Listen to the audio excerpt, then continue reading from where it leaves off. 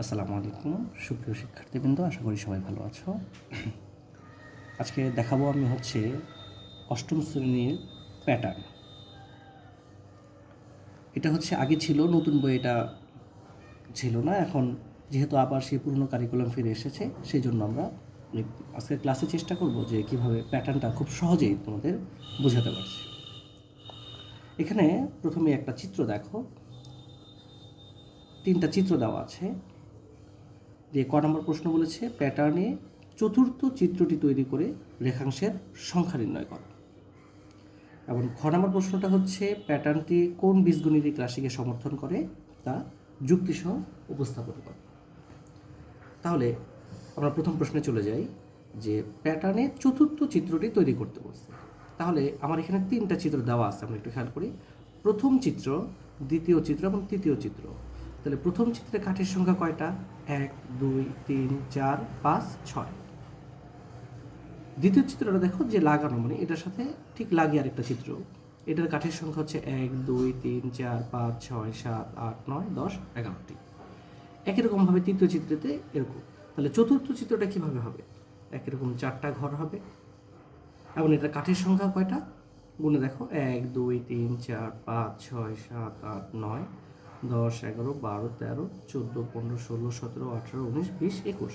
অর্থাৎ চতুর্থ চিত্রে কাঠের সংখ্যা 21। অর্থাৎ জাস্ট চিত্রটা দিয়ে যদি আমরা লিখে দিই, বাস তুমি 2 2 পেয়ে যাবে। পরবর্তী প্রশ্নটা বলছে প্যাটার্নটি কোন বীজগণিতিক রাশিকে সমর্থন করে তা যুক্তিসহ উপস্থাপন করো। এটাই হচ্ছে সবচেয়ে বোঝার ব্যাপার, যে কোন বীজগণিতিক রাশিকে সমর্থন করে।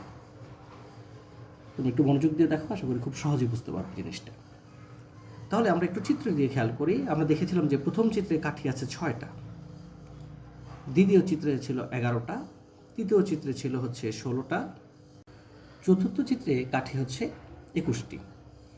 তো আমরা খেয়াল করে দেখলাম যে এদের মধ্যে পার্থক্য কত, অর্থাৎ 11 থেকে 6 বিয়োগ করলে কত পাওয়া যাবে? 5। 16 থেকে 11 বিয়োগ করলেও 5। 21 থেকে 16 বিয়োগ করলেও 5। অর্থাৎ প্রতি ক্ষেত্রে পার্থক্য 5। পার্থক্য হচ্ছে 5। এখন আমরা কিভাবে করব দেখো। তাহলে প্রথম চিত্রে কাঠি আছে কয়টি? 6টি। তাহলে এদের মধ্যে পার্থক্য কত আছে? 5। নিয়মটা হচ্ছে যেহেতু প্রথম চিত্রে আছে 6টি, পার্থক্য কত? 5। তাহলে যে 5কে এখানে লেখো। এখানে আছে কত? 6। আমার পার্থক্য পেয়েছি কত? 5। তাহলে 6 হওয়ার জন্য কি করতে হবে? তার সাথে 1 যোগ করতে হবে। তাহলে 5 আর 1 6 হলো। যেহেতু প্রথম চিত্র, এই জন্য প্যাটার্নের নিয়মটা হচ্ছে 5-এর সাথে কি করব? প্রথম চিত্র, এই জন্য 1 গুণ করব, যোগ 1। দেখো 5 ওকে 5 আর 1 কত? 6। অর্থাৎ যোগফল ঠিক থাকবে।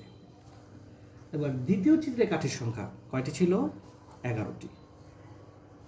এক্ষেত্রে দ্বিতীয় ঘরের দিকে আমার তাকানো দরকার নেই, আমরা তৃতীয় ঘরে চলে যাই। এখানে প্রথম চিত্র ছিল, এই জন্য 5-এর সাথে 1 গুণ হয়েছিল।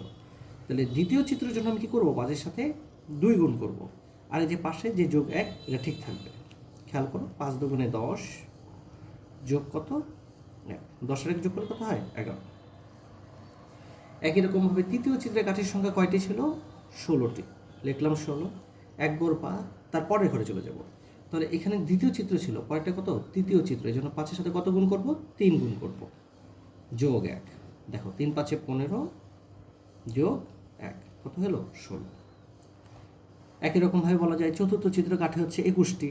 তাহলে চতুর্থ চিত্র, এই জন্য পার্থক্যের সাথে কত? 4 গুণ করব, যোগ 1। 4 5 20 যোগ 1 কত হলো? 21। অর্থাৎ চিত্র বাড়ার সাথে সাথে এইটা পরিবর্তন হয়ে যাচ্ছে। এখন যদি আমাকে বলে যে কতম চিত্রে কাঠির সংখ্যা কত, তাহলে কি 5-এর সাথে ক গুণ হবে, তার সাথে যোগ 1, অর্থাৎ 5 ক যোগ 1। এটাই হয়েছে আমার নির্ণয় বীজগণিতিক রাশি। আশা করি সবাই বুঝতে পেরেছো। ধন্যবাদ সবাই।